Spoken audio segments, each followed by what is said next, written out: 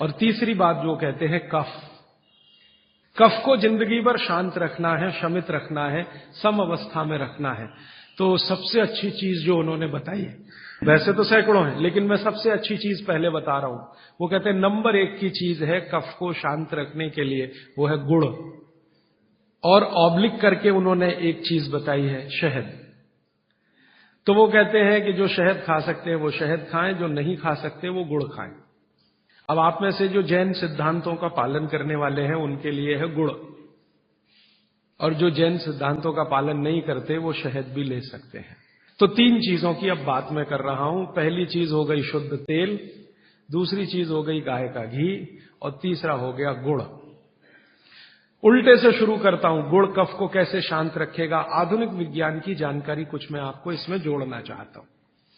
कफ जब भी बिगड़ता है तो शरीर में एक तत्व की बहुत कमी आ जाती है, वो है फास्फोरस।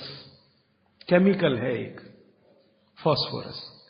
जब भी कफ बिगड़ेगा तो आप समझ लो आपके शरीर में फास्फोरस की कमी है। और फास्फोरस का एक छोटा भाई भी है, आर्सेनिक। आर्सेनिक वैसे तो शरीर में ना रहे तो अच्छा है क्योंकि जहर है, लेकिन बहुत मामूली मात्रा में रहे तो फास्फोरस को ताकत देता है ये आर्सेनिक। फास्फोरस का कॉम्प्लीमेंट्री है आर्सेनिक। ये केमिस्ट्री की बात है। अब आप समझ लीजिए कि कफ आपके शरीर में बढ़ गया, इसका माने फास्फोरस कम हो गया। तो भागवत जी ने कितनी इंटेलिजेंसी से चुना, गुड़ खाओ। हमने गुड़ को जब टेस्ट किया लेबोरेटरी में तो उसमें सबसे ज्यादा फास्फोरस ही है। गुड़ में सबसे ज्यादा फास्फोरस है। हालांकि उसमें थोड़ा मात्रा में आर्सेनिक भी है, लेकिन फास्फोरस उसमें सबसे ज्यादा मात्रा में है। और गुड़ जो बना है ना, किससे बना है? गन्ने के रस से। तो गन्ने के रस को टेस्ट किया तो पता चला गन्ने के रस में फास्फोरस है, लेकिन गन्ने के रस से ज्यादा गुड़ में है। गन्ने के रस में भी फास्फोरस है, लेकिन उससे ज्यादा गुड़ में है। तो क्या किया हमने? गन्ने के रस को गर्म किया। तो गर्म करने की जो प्रक्रिया है, इसमें फास्फोरस घटा नहीं, बढ़ा। ये पता नहीं क्या अद्भुत विज्ञान है। तो भागवत जी ने ये नहीं कहा कि गन्ने का रस पियो, उन्होंने कहा गुड़ खाओ। गन्ने के रस को भी वो कह सकते थे क्योंकि फास्फोरस उसमें है, लेकिन गन्ने के रस से ज्यादा बेहतरीन स्थिति का फास्फोरस गुड़ में है, जो सबसे जल्दी हजम होता है। ये गुड़ ऐसी अद्भुत चीज है जो 1 दिन के बच्चे को भी खिलाया जा सकता है। 1 दिन के बच्चे को, आज बच्चा पैदा हुआ, आप शाम को उसे गुड़ दे सकते हैं, आज ही दे सकते हैं। हाँ, तो आप जो है एक ऐसी स्थिति में है जहां आपके पास कई चीजें उपलब्ध हैं, उनमें से भागवती जी चुनकर दे रहे हैं कि देखो ये है। अब गुड़ बनाने के पहले एक और चीज बनती है जिसको मराठी में कहते हैं काकवी। तरल गुड़ कहिए उसको, तरल गुड़। राब कहते हैं कई लोग उसको, राब, राजस्थान में राब कहते हैं। वो ये कहते हैं कि गुड़ और राब में आपके पास अगर चॉइस है तो राब खाइए, वो गुड़ से भी ज्यादा अच्छी है। तो राब हमने बनवाई और उसको टेस्ट किया लेबोरेटरी में, तो गुड़ से बेहतरीन स्थिति का फास्फोरस राब में है। तो आपकी जिंदगी का इसको हिस्सा बना लीजिए, हिस्सा। कफ की जिंदगी में तकलीफ कभी भी नहीं आए जो आप राब और गुड़ खाएं, ये आपकी जिंदगी का हिस्सा हो जाना चाहिए। अब आप पूछेंगे जी कौन सा गुड़ खाएं? बाजार में कई तरह के गुड़ हैं। एक गुड़ है जो बहुत गोरे रंग का होता है, सफेद सफेद होता है। जो गुड़ का रंग जितना ज्यादा साफ, वो उतना ही बड़ा जहर। आप कहेंगे जी ये गुड़ तो बहुत ही बढ़िया, एकदम सफेद। ये सफेद रंग के चक्कर में हम बर्बाद हो गए। जब से अंग्रेज आए ना, हमारे दिमाग में भूत घुस गया। हर चीज हमें गोरी चाहिए, हर चीज गोरी, हर एक रंग सफेद चाहिए। हाँ, मैं रविवार का अखबार जब पढ़ता हूं ना, तो मैट्रिमोनियल कॉलम्स आते हैं, सबको गोरी पत्नी चाहिए, भले चाहने वाला चिक्कट काला हो, उसको गोरी ही चाहिए। भागवत जी कहते हैं कि प्रकृति में, आप इसको ध्यान से सुनो, प्रकृति में जिन चीजों का रंग जितना ज्यादा सफेद है वो उतनी ही आपके लिए अनुकूल नहीं है। इसको ध्यान से समझिए। प्रकृति में जिन चीजों का रंग जितना ज्यादा सफेद है वो आपके अनुकूल नहीं है। उदाहरण के लिए भैंस का दूध बहुत सफेद है, वो पहलवान के लिए है, आपके लिए नहीं है भैंस का दूध। और गाय का दूध एकदम पीला है, पीला, सफेद नहीं है गाय का दूध, वो अनुकूलता ज्यादा है। तो प्रकृति में गन्ना है ना, गन्ने का रस कभी भी सफेद नहीं होता, आपने तो देखा है ना अच्छे से। गन्ने का रस तो हरा हरा ही होता है, फिर ये सफेदी कहां से आई?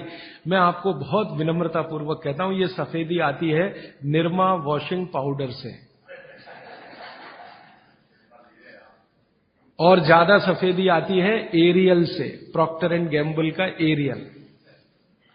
और आपको अब मैं जो कहने जा रहा हूं वो आप कभी विश्वास करें या ना करें, लेकिन सच यही है कि गुड़ बनाने वाले आपका जो सफेदी का लालच है ना, सफेदी के प्रति आपका मोह, उसको ध्यान में रखते हुए इतना निरमा डालते हैं, इतना वॉशिंग पाउडर उसमें डालते हैं गन्ने के रस में कि वो गुड़ का रंग ही बदल जाता है। तो ये सफेद गुड़, एकदम व्हाइट कलर का गुड़, ये तो बहुत ही खतरनाक है, बहुत ही खराब है। इसको तो गलती से भी छूइए मत। तो फिर आप कहेंगे जी गुड़ कौन सा अच्छा है? गुड़ का जो नेचुरल कलर है वो वही है जो चॉकलेट का होता है। चॉकलेट आपने देखी है, जिस रंग की चॉकलेट है रंग वही गुड़ का सबसे अच्छा। तो गुड़ खरीदते समय ध्यान रखिए, तांबई कलर का, जिसको हम कहते हैं तांबई कलर, कॉपर कलर का जो गुड़ है वो दुनिया का सबसे अच्छा गुड़ है। तो गुड़ जब लाएं खरीद कर खाने के लिए तो दुकान वाले को बोल कर लाइए कि भाई हमको ये सफेद वाला नहीं चाहिए। तो कहेगा कौन सा चाहिए? तो वो जो काला काला सा, थोड़ा चॉकलेटी कलर का, गहरे लाल रंग का, वो दे दो। तो वो भी है उसके पास, वो अंदर रखता है, क्योंकि उसे मालूम है आप लेने वाले हैं नहीं उसे, तो वो अंदर रखता तो है। आप जब मांगोगे तो वो वही लेके आएगा। ये गुड़ जहां से भी बनकर आ रहा है वहां फिर संदेशा जाएगा, ये सफेद बंद कर दो, कोई मांग नहीं रहा, कोई ले नहीं रहा, सबको अब वही चाहिए। तो गुड़ की सप्लाई बदल जाएगी, ये गुड़ ही खाए। अब मैं जो और गहरी बात पे जा रहा हूं, बागभट्ट जी कहते हैं कि दुनिया में गुड़ के अतिरिक्त जो मिठाइयां हैं, गुड़ के अतिरिक्त, वो आपके लिए बहुत अच्छी नहीं है। अब गुड़ के अतिरिक्त मिठाई में जरा चले तो क्या है? चीनी। आज के समय में, बागभट्ट जी के समय चीनी नहीं थी, इसलिए उन्होंने उस पर कोई सूत्र नहीं लिखा, क्योंकि उन्हें कोई कल्पना भी नहीं थी कि चीनी बना लेगा आदमी। अब ये चीनी बहुत खराब है। चीनी और गुड़ का एक ही रॉ मटेरियल है, आप जानते हैं। गन्ने के रस में से ही चीनी बनती है और गन्ने के रस में से ही गुड़ बनता है। बस दो अलग अलग सभ्यताओं का इसमें फर्क है। एक है सभ्यता यूरोप और अमेरिका की, जहां से चीनी आई, और दूसरी सभ्यता है भारत की, जहां से गुड़ आया। एक ही रॉ मटेरियल है, एक ही रॉ मटेरियल है।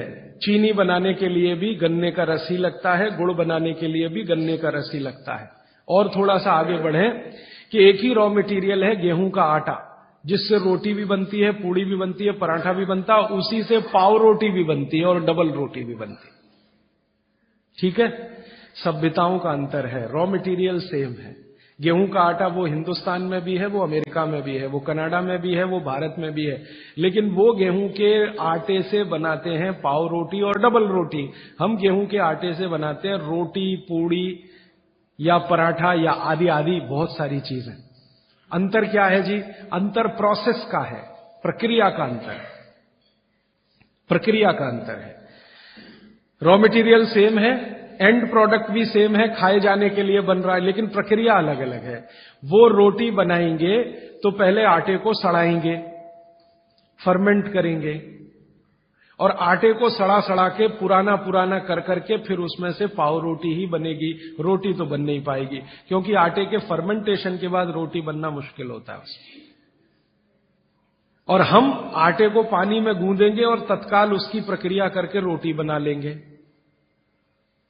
वो प्रक्रिया नहीं कर पाते, क्योंकि उनको कोई सिखाने वाला नहीं, कोई यूनिवर्सिटी नहीं, कोई कॉलेज नहीं। इसी तरह से उनके यहां शक्कर में होता है कि गन्ने के रस को, कई देशों में गन्ना उत्पन्न होता है, ब्राजील में, मैक्सिको में वगैरह वगैरह, तो वो गन्ने के रस को प्रोसेस करते करते चीनी बना लेते हैं। हम चीनी की तरफ नहीं गए, हमने गुड़ ही बनाया, क्योंकि चीनी बनते ही, अब आप ध्यान देना जो मैं कहने जा रहा हूं, चीनी बनते ही फास्फोरस खत्म होता है।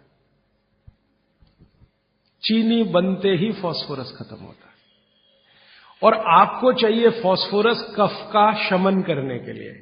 अब वो है ही नहीं चीनी में, तो आप जो चीनी खा रहे हैं वो जिस उद्देश्य के लिए खा रहे हैं वो पूर्ति ही नहीं होती। और चीनी एक ऐसा केमिकल है, अगर मैं ब्लैक बोर्ड लेके चौक पे समझाना शुरू करूं तो समय थोड़ा ज्यादा लगेगा, लेकिन अंतिम बात आप जल्दी समझ जाएं। चीनी जब आपके शरीर में जाती है और ये टूटती है, हर चीज अंदर जाके टूटती है माने पचती, तो इसके सबसे अंत में जो बनता है वो एसिड है। और गुड़ जब शरीर में जाता है और टूटता है तो इसके सबसे अंत में जो बनता है वो क्षार है। अब मैंने आपसे थोड़े दिन पहले कहा था, पता नहीं याद है कि नहीं, पेट में हमेशा अम्ल है, ठीक है। अब पेट में तो अम्ल पहले से है ही, प्रकृति का दिया हुआ। आपने चीनी खाई, चीनी में से भी अम्ल ही निकला, तो अम्ल तो बढ़ गया ना जरूरत से ज्यादा। और ये बढ़ा हुआ अम्ल अगर पेट में आपके है तो ये खून में भी जाएगा, आप इसे रोक नहीं सकते, क्योंकि पेट में जो है वो खून में भी जाएगा। और खून में अम्ल बढ़ता ही गया। रोज आपने 1 चम्मच चीनी खाई, 2 चम्मच चीनी खाई, 3 चम्मच चीनी खाई, हर दिन उसमें से अम्ल निकल रहा है, और पेट का अम्ल भी उसमें जुड़ रहा है, फिर निकल रहा है, फिर जुड़ रहा है, फिर निकल रहा है। फिर 10 साल का हिसाब निकालो, 20 साल का निकालो, 30 साल का निकालो, आपका दिमाग घूम जाए। रोज का अगर 2 चम्मच चीनी का हिसाब जोड़ो, वैसे तो जो 2 चम्मच से ज्यादा ही रहती है एक आदमी की जिंदगी में चीनी। दूध में भी चीनी लेते हैं, चाय में भी चीनी लेते हैं, 2 चम्मच रोज की। 2 चम्मच माने हो गई लगभग 10 ग्राम के आसपास। तो 10 ग्राम चीनी रोज की, 1 साल में कितनी, 10 साल में कितनी, 30 साल में कितनी, 40 साल में कितनी, हिसाब निकालोगे ना तो मरते समय तक 1 बोरा चीनी तो कोई भी खा लेता है, 100 किलो तक। अब इतनी चीनी खा के जो एसिड बनेगा वो कहां जाएगा? बेचारा आपका किडनी जितना निकाल सकता है वो निकालने की कोशिश करेगा, लेकिन सब नहीं निकाल पाया, तो ये रक्त में ही रहेगा। और यही एसिड है जो वात के रोग आपको पैदा करेगा। तो इसलिए चीनी और गुड़ एक ही चीज में से बनने वाली 2 मीठी वस्तुएं हैं, लेकिन गुड़ में क्या है? गुड़ जब आप खाएंगे, फास्फोरस किसी भी चीज में रहे, क्षारपन ही रखता है वो उस चीज को, माने उसमें एल्केलाइन की प्रॉपर्टी ही रहती है। तो गुड़ कितना भी खाएंगे क्षार ही बनेगा, और वो क्षार पेट के अम्ल को बैलेंस करता रहेगा, तो पेट की अम्लता बढ़ने नहीं पाएगी, तो जिंदगी आपकी सुखद और निरोगी होती जाएगी। अब इसको और एक तरीके से समझाता हूं। गुड़ और चीनी पे जब हमने एक्सपेरिमेंट किए तो पता चला चीनी को पचाने के लिए पूरे शरीर को वैसी ही ताकत लगानी पड़ती है जैसी ठंडे पानी को पचाने के लिए लगती है। पूरा शरीर झुक जाता है, तब चीनी जाके पचती है, और सबसे देर में पचती है। आपने जो दाल खाई है वो पच जाएगी, गेहूं पच जाएगा, चना पच जाएगा, मटर पच जाएगी, चीनी सबसे अंत में जाके पचेगी, और उसको पचाना पड़ता है। लेकिन गुड़ दुनिया में ऐसी अद्भुत चीज है जो बनाई हिंदुस्तानियों ने, कि गुड़ सबको पचा देता है। गुड़ तो सब चीज को पचा देता है, चीनी को पचाना पड़ता है। मेरी बात समझ में आ रही है आपको? गुड़ हर चीज को पचा देगा, खुद ताकत लगा देगा। आपने गुड़ के साथ कुछ भी खाया है वो सब चीजें गुड़ पचा देगा, लेकिन चीनी को पचने के लिए पूरी ताकत लगती है। तो चीनी जब पचेगी तो दूसरी चीजों को तकलीफ कर देती है। तो इसलिए बेहतरीन है कि गुड़ खाइए, जिंदगी भर कफ के रोग आपको नहीं आएंगे। फिर अंत में वही सवाल, मिलता नहीं जी, ये रोना बंद कर दीजिए। दुनिया में हर चीज मिलती है, जहर भी है, अमृत भी है, आपको क्या चाहिए? और आज की दुनिया है ना, आज की दुनिया माने आज का मार्केट, माने आज की इकोनॉमिक्स, वो बायर्स इकोनॉमिक्स है, कंज्यूमर्स इकोनॉमिक्स है। बायर्स मार्केट है, कंज्यूमर मार्केट है। माने जो ग्राहक मांग करेगा वही चीज बाजार में टिकेगी, ग्राहक मांग ही नहीं करेगा तो वो टिकने वाली ही नहीं है। तो आप मांग करना शुरू करो, जी गुड़ चाहिए, गुड़ चाहिए, गुड़ चाहिए, तो आप में से ही कई लोग खड़े हो जाएंगे, बोलो कितना चाहिए। मैं कोल्हापुर जाके आता हूं, गुड़ वाले से बात करके आता हूं, हमारा गुड़ जो है हमें सफेद नहीं चाहिए, हमें तो वो वाला गुड़ चाहिए जो काला का। कोई कहेगा मैं बिहार जाके आता हूं, गुड़ वाले से बात। जहां जहां गुड़ बनने के बड़े केंद्र हैं, बिहार बहुत बड़ा केंद्र है, गन्ना होता है, कर्नाटक में बहुत गन्ना है, महाराष्ट्र तो गन्ने का सबसे बड़ा केंद्र है हिंदुस्तान में। आपका महाराष्ट्र आपके बॉर्डर पे ही है, आंध्र प्रदेश में बहुत गन्ना है, तमिलनाडु में भी गन्ना है। कई इलाके तमिलनाडु में गन्ने के, जहां जहां गन्ना होता है वहां गुड़ बन सकता है। आप गुड़ बनाने वाले को बस संपर्क कर लीजिए कि देख भाई, तू इसमें वॉशिंग पाउडर मत डालना, तू इसमें वॉशिंग पाउडर मत डालना, लगे तो 2 रुपए किलो ज्यादा ले लेना। तो वो जो 2 रुपए किलो का लालच है वो ही उसको ईमानदार बना देगा। आप ले लो उससे। वो कहता है जी मेरा गुड़ 15 रुपए किलो, आपको मैं 17 रुपए किलो ले लूंगा, तुम इसमें ये जहर मत डालना। और वो 2 रुपए किलो आपने जो ज्यादा दिया वो जिंदगी के लिए कोई घटिया सौदा नहीं है, बहुत फायदे का सौदा है। तो गुड़ बनाने वाले इस देश में आज भी हजारों की, लाखों की संख्या में है, गांव गांव में है। आप उनसे संपर्क कर लीजिए और कोई एक गुड़ का केंद्र ही शुरू कर दीजिए। आपके आपस में सब लोगों को, जितने कम से कम 500-700 लोग यहां बैठे हैं, इतने घरों के लिए गुड़ आ सकता है, जरूरत के हिसाब से आपको उपलब्ध हो सकता है। तो ये मत कहिए कि मिलता नहीं, हर चीज इस देश में मिलती है। छोटे छोटे गांवों में भी उपलब्ध है। कुछ लोग गुड़ खाइए, कुछ लोग काकवी खाइए, माने जिसको राब कहते हैं। जितना जाड़े का समय है ना, नवंबर, दिसंबर, जनवरी, फरवरी तक राब भरपूर खा सकते हैं। दही में राब खाइए, दूध में राब खाइए, हलवा राब का बनाइए, गुड़ का हलवा बनाइए, गुड़ दही में खाइए, गुड़ दूध में खाइए। अब गुड़ को दूध और दही में खाने का नियम है, वो बागभट्ट जी कहते हैं। वो कहते हैं जी दही में मिला के गुड़ खाया जाए, दही में मिला के गुड़ खाइए, दूध में गुड़ कभी मत मिलाइए, दूध में गुड़ कभी मत मिलाइए, दही में मिला के खाइए। तो दूध में कैसे खाएंगे जी? दूध में ऐसे खाएंगे कि पहले गुड़ खा लीजिए, पीछे से दूध पी लीजिए, या दूध पी लिया, पीछे से थोड़ा गुड़ खा लीजिए। दूध में गुड़ मिला नहीं सकते, और दही में कभी भी बिना मिलाए मत खाइए। आप में से कोई बिहार वाले हैं ना, तो वहां पर एक बहुत बढ़िया व्यंजन मिलता है, उसका नाम है दही चूड़ा। दही चूड़ा ही कहते हैं, चूड़ा। ये मिथिला में मैंने खाया और ऐसा अद्भुत है जो दुनिया में शायद कहीं ना हो। मिथिला में, मिथिला माने एक एरिया है बिहार का, करीब 8-10 जिले उसमें आते हैं। उन जिलों में जब भी आप जाएं तो मेहमान को वही परोस के लाते हैं। तो मैं भी मेहमान जैसा ही रहता हूं, तो मुझे हर घर में दही चूड़ा मिलता है। तो वो दही डाल के लाते हैं, ऊपर से गुड़ डाल के लाते हैं, दही के ऊपर गुड़ रहेगा। तो मैंने कई बार कहा कि अलग प्लेट में गुड़ ले आओ, तो वो कहते नहीं, आपको फिर खाना नहीं आता दही चूड़ा। तो पहले मुझे सच में नहीं मालूम था। अब जब ये मुझे पता चला बागभट्ट चिकित्सा का, तब मेरी अकल में आया कि वो सब बागभट्ट के चेले हैं, दही में गुड़ मिला के पहले से ही चिवड़ा पे रख के लाते। तो दही में गुड़ मिला के ही खाइए। अगर आप दही खा रहे हैं तो गुड़ मिला के ही खाइए। तो दही के कई दोष जो आपके लिए अनुकूल नहीं है वो भी खत्म हो जाते हैं। और दूध में गुड़ कभी भी मत मिलाइए। एक जगह तो वो ये कहते हैं कि दूध खाली पी लीजिए, गुड़ आगे पीछे खा लीजिए, वो ज्यादा बेहतर है। तो गुड़ खाइए, मेरा कहने का मतलब ये है। अब गुड़ के कितने प्रिपरेशन है हमारे घर में? गुड़ का, तिल का प्रिपरेशन एक है, तिल पट्टी कहते हैं, गजक। तो भरपूर गजक खाइए। क्यों खाइए जी? तिल है और गुड़ है।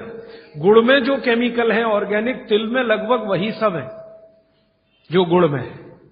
तिल भी क्षारीय है, गुड़ भी क्षारीय है, और दोनों क्षारीय चीजें खाएंगे तो पेट के अम्ल को बैलेंस करती रहेंगी। तो तिल गुड़ रोज खाइए, माने तिल की पट्टी बनाइए, गजक बनाइए, नहीं तो तिल का लड्डू बनाइए, गुड़ के साथ बनाइए।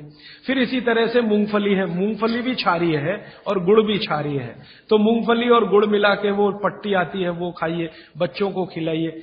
और आपके पास जो भी प्रिपरेशन है गुड़ तिल के, गुड़ मूंगफली के, वो सब बनाइए। और ये जो 3-4 महीने हैं, नवंबर, दिसंबर, जनवरी, फरवरी तक भरपेट खाइए, भरपूर खाइए, क्योंकि इस समय आपके शरीर को इन्हीं की जरूरत है। तो कफ जिंदगी से बहुत दूर रहेगा। तिल खा रहे हैं, गुड़ खा रहे हैं, मूंगफली खा रहे हैं, कफ बढ़ने की बिल्कुल संभावना नहीं। तो जिंदगी में कफ के रोग आने की संभावना नहीं। अब जानते कफ का सबसे खराब रोग क्या है? मोटापा। मोटापा कम करना है तो भरपेट गुड़ खाइए, भरपेट तिल खाइए, भरपेट मूंगफली खाइए, मोटापा भी कम हो जाएगा। हाँ, आपको डर है ना, तिल खाएंगे जी उसमें से तेल है। तेल तो है तिल में, लेकिन वो HDL वाला, LDL वाला नहीं है, VLDL। ये मोटापा जो है ना, वो VLDL और LDL का चक्कर है। HDL जैसे ही बढ़ेगा मोटापा अपने आप कम होगा। पेट अंदर ही जाएगा। आप में से कोई भी मेरे कहने पर 3 महीने एक एक्सपेरिमेंट कर लीजिए। तिल चबा चबा के खाइए खाने के बाद, 3 महीने के बाद वजन नापेंगे 8-10 किलो कम मिलेगा, कम से कम इतना कम मिलेगा आपको। खाना खाया, खाने के बाद आप सौंफ खाते हैं ना, सौंफ की जगह तिल खाइए, और काला खाया तो और ज्यादा वजन कम मिलेगा। काला तिल एक है सफेद, काले की गुणवत्ता सफेद से भी ज्यादा है, लेकिन ये इन्हीं 4 महीनों में। गर्मी में अगर आपने यही तिल खाया तो प्रॉब्लम आएगी। भागवत जी कहते हैं कि तिल खाने का सबसे अच्छा समय वही है जो आज चल रहा है, ये फरवरी तक चलेगा। तो फरवरी तक, और कभी बहुत ज्यादा लिबरल हो तो होली के दिन तक वो कहते हैं तिल खाने का समय है। होली होते ही तिल कम करिए या खत्म करिए। फिर कुछ और चीज आएगी, वो क्या आएगी वो मैं बता दूं, लेकिन आप ये करके देख लीजिए। 4 चीजों को ज्यादा उपयोग आप करेंगे, वजन आपका कम होता जाएगा, पेट का अम्ल कम होता जाएगा, घुटनों के अंदर का जो कई बार कहते हैं ना डॉक्टर यूरिक एसिड जमा हो गया जी, यूरिक एसिड क्या है? अम्ल ही तो है। तो ये यूरिक एसिड आपको कम करना है, तो गांठ के सब जो माने जोड़ों के दर्द आपको कम करने हैं, तो इनके लिए ये सब चिकित्सा बताई है। तिल है, गुड़ है, और मैंने एक चीज बोली थी कि अगर आप जैन नहीं हैं तो शहद है। शहद में भागवत जी कहते हैं छोटी मधुमक्खी का शहद, बड़ी का नहीं। तो शहद लाएं तो उसको पूछ लीजिए। तो एक हिस्सा हो गया कफ का। अभी दूसरा पित्त का हिस्सा। पित्त का हिस्सा बहुत क्लियर है, एकदम स्ट्रेट फॉरवर्ड है कि घी ज्यादा खाएंगे पित्त आपका हमेशा सम रहेगा। और ज्यादा घी खाने का जो समय है वो बारिश के दिनों में और ये जो गर्मी के दिन होते हैं ना, उस समय घी ज्यादा खाइए ताकि पित्त को कंट्रोल करके रखे। और वात के लिए मैं पहले ही बता चुका हूं, शुद्ध थे। अभी ये जितनी बात है आप सोचो कितनी सरल है। बस हमें अपनी जीवन शैली में थोड़ा बदलाव करना है। जीवन शैली में बदलाव से पहले मन में संकल्प लेना है कि जी हम तो ऐसे ही चलेंगे, दुनिया जिधर जाए जाए, हमें उससे मतलब नहीं, हम तो ऐसे चलेंगे। तो ये 3 चीजें अगर आपने देख ली तो बहुत अच्छा है। अब थोड़ा आगे चलें। अब और दूसरी चीजों पे मैं चलता हूं कि और कौन कौन सी चीजें हैं जो आपके आसपास है और आपके वात पित्त कफ तीनों को सम पे लाने में मदद कर सकती है। ये तीनों समभाग में रहें तो अच्छा होता है। और कौन कौन सी चीजें हैं?